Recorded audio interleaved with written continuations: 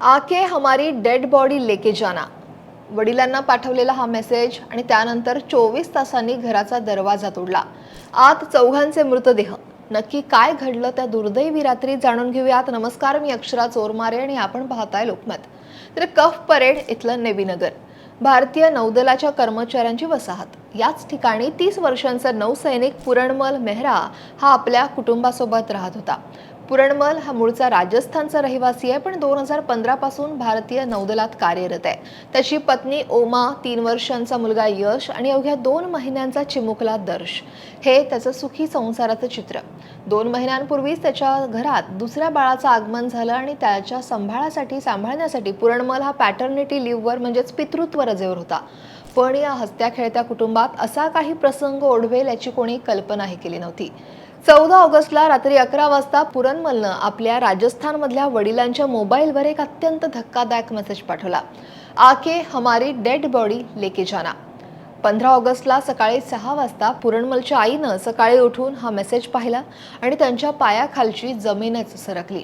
घाबरलेल्या आईनं तातडीनं लष्करात असलेला मोठा मुलगा म्हणजेच ब्रिजलाल मेहरा याला या संदर्भात माहिती दिली आणि त्यानंतर संपूर्ण कुटुंबानं पुरणमलशी संपर्क साधण्याचा वारंवार प्रयत्न केला, पण समोरून कोणताच प्रतिसाद हा मिळत नव्हता.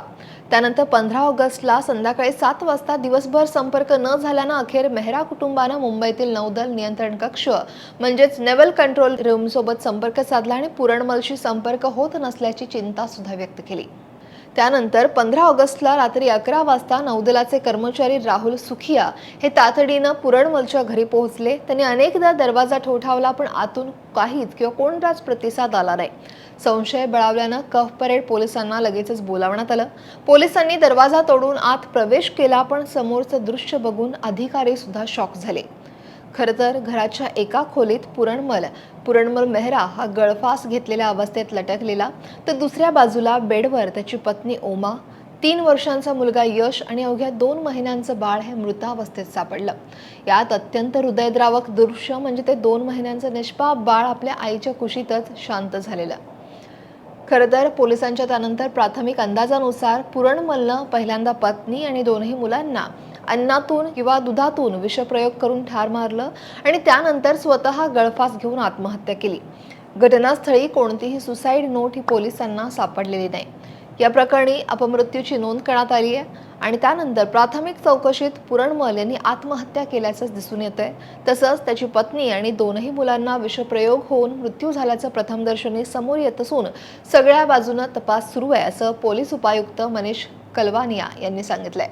घटनेची माहिती मिळाल्यानंतर रविवारी सकाळी मोठा भाऊ ब्रिजलाल जे रुग्णालयात पोहोचला. त्याच्या जबाबानुसार पुरणमल समुद्रातील नोकरीपेक्षा डेस्क काम करण्याची मागणी करत होता आणि त्यामुळे सुद्धा तो तणावात असल्याचा संशय त्यांनी वर्तवलाय आणि तसंच तो 5-6 महिन्यांपासून संपर्कात नसल्याचंही त्याच्या भावानं सांगितलंय. दुसरीकडे बाळ झालं तरी 2 महिन्यात त्याला कुणी विचारलं नाही. या सगळ्या गोष्टींमुळे सुद्धा तो तणावात असल्याचा संशय हा सध्या वर्तवण्यात येतोय. पुरणमल हा गेल्या वर्षभरापासून घरी आला नव्हता. आम्ही त्याला सुट्टी घेऊन घरी येण्याबाबत सतत सांगत होतो, पण थेट त्याच्या आत्महत्येचीच माहिती मिळाल्यानं आम्हाला सुद्धा धक्का बसलाय, असं पुरणमलचा भाऊ ब्रिजलाल मेहरा म्हणाला. पुरणमल याला 3 भाऊ आणि 2 बहिणी आहेत. त्याचा मोठा भाऊ ब्रिजलाल हा लष्करात आहे, तर लहान भाऊ हा गावी असतो, आई वडिलांसोबत राहतो. तर 2ही बहिणींचं त्याचे लग्न झालंय. त्यातली एक ही शिक्षिका आहे आणि गेल्या वर्षभरापासून तो मानसिक तणावात होता. अश्विनी रुग्णालयात तो उपचारही घेत होता. डिसेंबर 2020 मध्ये त्याचा ओमासोबत विवाह झाला, लग्न झालं आणि तर ओमाच्या बहिणीचा त्याच्या मोठ्या भावासोबत लग्न झालं. 16 ऑगस्टच्या रात्री म्हणजेच पोस्टमॉर्टम म्हणजेच शवविच्छेदनानंतर 4ही मृतदेह हे नातेवाईकांच्या स्वाधीन करण्यात आले. कफ परेड पोलीस आता पुरणमलचा मोबाईल कॉल डेटा रेकॉर्ड आणि वैद्यकीय पार्श्वभूमी सुद्धा तपासत आहेत.